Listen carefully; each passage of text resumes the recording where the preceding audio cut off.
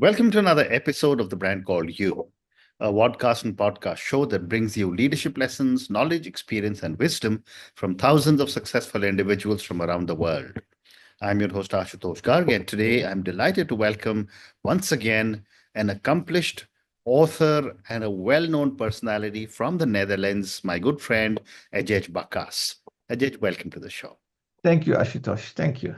Adjiedj is a trend watcher, author, TV personality, and a speaker. Today, we'll be talking to him about a book titled The Male Harem by Mr. Vinco David, and he will be presenting to us the thoughts of Mr. Vinco David, who was his partner for many, many years. So, Adjiedj, let me start by asking you, what was the inspiration for Vinco to blend a historical narrative with a contemporary story in the male harem? Well, Vinco died 2 years ago, and he was what we call a Windian. Mm. Windian are white Indians, white people who like Indian culture and so much that you can call them a kind of adopted Indians. Okay. As a Windian, he is. So he loved the Indian culture very much, and he created this contemporary story, and then but he read the Vedas, he read many historical books about India, and he said, well, before the British came, it looks like of course you don't know for sure. It looks like that India was much more diverse society which embraced love of in all its colors much more than Absolutely. after the British came. So Yeah. then he thought, well, why don't we compare a contemporary story of with a story set in a mythical past, Hmm. and he And and he and he liked that contrast, and he liked to play with that. fascinating. And I, understand that he liked India, but why did he specifically choose medieval India for the setting of the historical aspect of his novel? Well, I don't remember what he chose. He was thinking first of choosing the time about when the Vedas were written, Hmm. but that he didn't know enough of that so that was he thought, well, let's do it just before the British came. Okay, And it is a bit more I understand. I understand. Ajit, I was reading parts of the novel. The novel hints at a cultural acceptance of homosexuality in parts of medieval India, which is probably true. How historical accurate is this portrayal? well, it is just like you say, it may be true, Yeah, but we don't know. yeah, But it is a novel, so a novel does not have to be historically correct, accurate. correct. It is, but he thought, well, let's try it. It's just nice to change the narrative a bit and to surprise the readers a bit with how it could be or Hmm, could have been. very interesting. And how does the parallel between medieval and modern times enrich the novel's exploration of homosexuality and cultural identity? Yeah, but I think it enriches it because if I see it a bit, okay, there are modern Indians like you accept love in all its ways. If one of your children or one of your grandchildren would be homosexual, I don't think it would be a Hmm, problem for you because. absolutely. Hmm, But there are a lot of Indian families, also in the diasporas, who hmm, are very difficult about it and who tell their children, we prefer that you kill yourself than stay alive because we are hmm, ashamed of you. hmm. And that is what he wanted to attack because he said, look, there was a novel that is called Uncle Tom's Cabin by the British author Harriet Beecher Stowe, which was also a novel about slavery, about transatlantic slavery. Yeah. And that novel led in the end to the end of slavery. Hmm, So he said, well, maybe I can write a novel that might make Indian families a bit more positive, a bit more accept love in all its diversity. absolutely. And that was his aim, and it helped in Holland Correct. because a lot of Dutch Indians, he got lots of hundreds of letters and mails and so of Dutch Indians and their families who said this book helped us to understand a bit Correct. we should not do too difficult. Very well said. Ajit, the book also explores love and sexuality across cultures and eras. What message did Winco hope readers will take away about acceptance? Well, he hoped that the message would be the same as the Pope who died this weekend Hmm, said. The Pope says, if a homosexual person has a good relationship with God, who am I to judge? correct. That is Finkel's message to this is his message to his reader. Hmm, If people are happy with each other, they don't harm anybody, they don't kill, they don't loot, they don't rape, they're happy with each other, they have a good relationships with their gods and with the divine spirit. hmm, Who am I to judge? absolutely. The What only a one who can powerful, judge is God. yeah, and what a powerful message. Absolutely right. How do relationships between the male characters in the medieval harem reflect or contrast with modern attitudes towards sexuality? Well, I don't know how that's a difficult one, my friend. Okay, let's skip the question. Let's Yeah. skip the question. What were some challenges in translating the story and its cultural nuances for an international audience? Yes, well, actually, it is just the same. So it was just one on one, and it is it. This is just the translator is a British guy Hmm. used to live in India. So he, of course, he changed some things because the Indian audience is a bit more sensitive to things that the Dutch audience does not care about. So, of course, it is a bit more.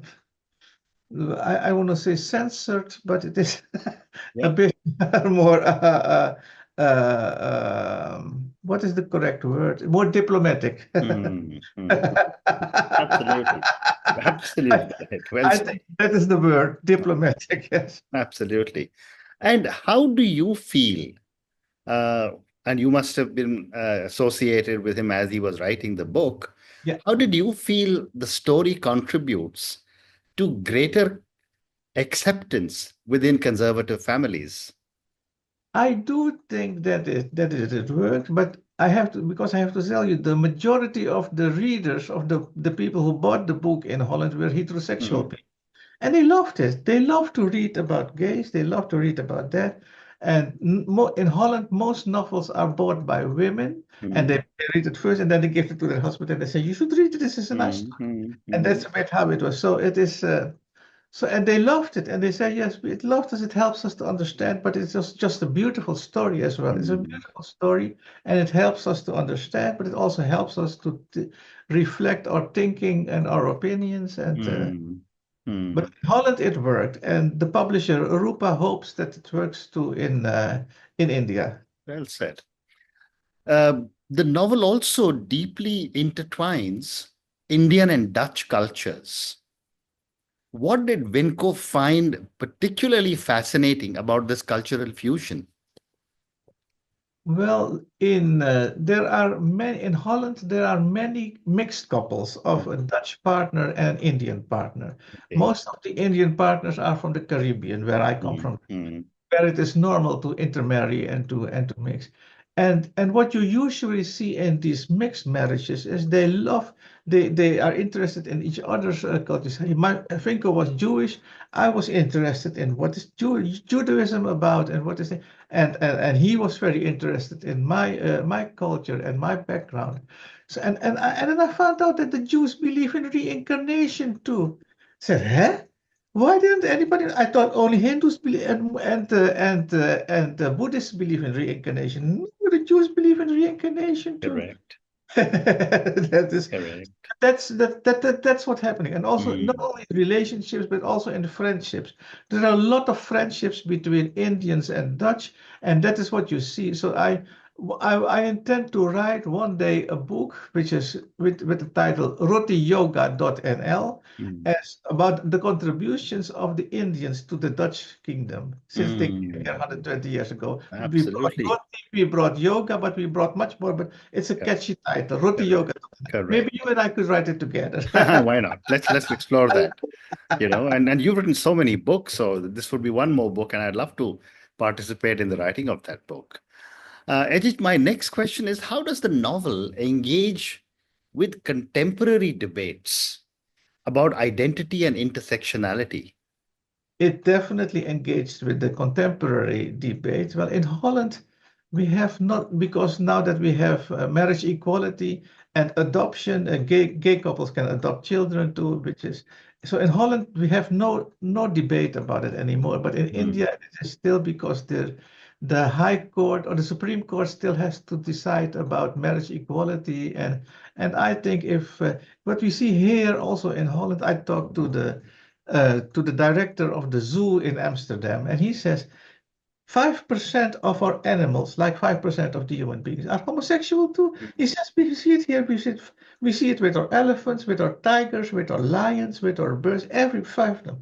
And he says what we see here in nature is that the homosexual animals adopt a baby of another one when the parents die or one of the parents dies. mm, They adopt the orphans, they take care of the orphans, they even brood the eggs.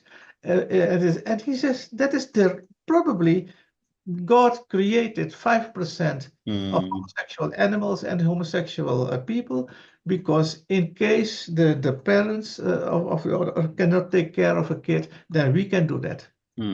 amazing. How has your personal relationship with Vinco influenced your understanding or appreciation of his novel? Um, well, I've been asked many questions about this, Ashutosh, but this is the first one. Mm, Well, of course, yeah. I know that I was his inspiration, and I know that the many of the we traveled 40 times to India together, and I know wow. many of our travels inspired him because Mm, I remember we went into a palace of a former Maharaja, and the Maharaja, we were talking with the Maharani about this, and he was writing it, and she said, "Oh, if it's going to turn into a Bollywood movie, you should film it here." okay, okay, okay. We had so much fun when he was writing it because he Mm, started writing it when he was waiting for a plane on Paris Charles de mm, Gaulle airport. And he started to write it by hand. He had no laptop with him. And then later, it was a short story which was published in a Dutch magazine. And then the reactions were so positive that his Dutch publisher said, "You should turn it into a novel." And mm. then it took 2 years to turn it into a novel. Amazing, During the 2 years, we did it, and we had amazing, a lot of fun. It was very nice. amazing, amazing. Time for a few more questions. Given the current global tensions around the LGBTQ plus rights, Uh-huh. what role can novels like The Male Harem play in advocacy and awareness? I hope that novels like the Male Harem can help in awareness and help in advocacy for equal rights because Hmm, I think equal rights should not be an issue. I correct. remember in ancient time in the Bible there's also that people with leprosy did not have equal rights. For many, Hmm, many years, people with leprosy did not have they were not the right to vote, not the right anything. Now leprosy patients have equal rights. hmm, And I think the same, homosexual people do not have equal rights all over the world, but if they should get equal rights, I think that would beneficial for everybody. I don't know. You have an IT background, so you know what's the name of that British guy who broke the Enigma code during World War II? No, I don't remember that. No, no, but he's Hmm, hmm, he was homosexual and hmm, and because he broke the secret code of the Nazis, he that's how the Allies could win the war and defeat the Germans. hmm, But he was not accepted. So at the end of the World War, he ate a poisoned apple. He took a bite of it, and that is now the logo of Apple because he was the founder of modern IT hmm, technology. But if brilliant people like this, maybe there is a brilliant little boy or girl like that in India now somewhere. who's also homosexual and who could also be uh, such an amazing inventor, but is now committing suicide because his family and his village is not accepting him. That is Mm. Wow. so Wow. that's what I think, because that is Lloyd Blankfein, the CEO of Goldman Sachs Bank, says I he was the main lobbyist for marriage equality in America during the Barack Obama administration. Mm. He's straight and he is Jewish, and he says, I want marriage equality for homosexuals because I see so many brilliant gays and lesbians in my company and Mm. everywhere around. And if they have equal rights, they don't have to spend all this negative energy Mm. on that, and then they can then their talents can be beneficial to the whole society. Mm. Amazing. Two more questions. What insights does the male harem provide into overcoming fear and embracing one's authentic self? Well, it is it is yeah, yeah, many people are afraid because they are afraid that they will be framed as having a Western disease. Mm. But and I hope that the novel helps them. This no, it's not a Western disease. It's part of every culture, all of history. It is. And many famous people were homosexual in Yeah. history.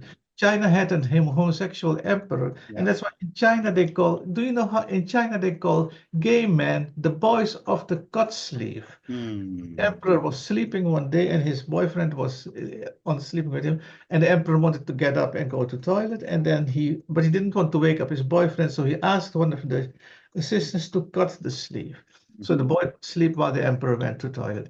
And that's the word for homosexual in Chinese is the man of the of the cut That's you. sleeve. I Wow. find it very funny. And Very the interesting. King Emperor Alexander the Great, who also conquered Afghanistan and north of India, also was openly gay. So there are so many of them who were, and that's what I want. That's what I hope that the messages of the novel. Look, it doesn't matter. You can achieve a lot in life. It doesn't matter. God Mm. made you like this, so Very well said. it's natural. Yeah, yeah, yeah, well said. And my last question to you, Adjiedj, and I hope this doesn't make you too emotional. With Vinco's recent passing, how do you hope his novel will be remembered? And I'm sure it'll get a good launch. I will be with you, hopefully, when you launch the novel in India. Yeah.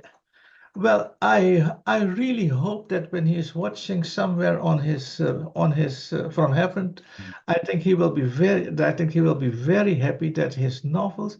He has three novels. All three of them play in India, partly in India, Mm. and then he will be very happy that he will live on in the hearts of his readers, because in Holland he does. Yeah. In Holland, the books are reprinted and reprinted because he lives on in the hearts of his readers. And Mm. he hopes to live on in the hearts of his readers in India as well. Well said. And on that note, Ajay, I just want to say I wish I had an opportunity to get to know Vinco like I've got to know you. I wish I had an opportunity to interview him. But this has been such a fascinating conversation about his book, The Male Harem. I'm sure viewers and listeners will love our conversation. I'm sure they will wait for the release of his book in India in July, as you are scheduled Yeah, to launch it here. December. This book will be This is launched. coming in December. My apologies. When Yeah, this comes no, out in December. December. Yeah. But I'm going to ask all of yours, look out for this book. I will also look out for it. And I wish you all the success and lots of wonderful memories for Vinco. Thank you Thank, again and good luck to you. thank you. Thank you for listening to the Brand Called You videocast and podcast, a platform that brings you knowledge, experience, and wisdom of hundreds of successful individuals from around the world. Do visit our website www.tbcy.in to watch and listen to the stories of many more individuals. You can also follow us on YouTube, Facebook, Instagram, and Twitter. Just search for the brand called You.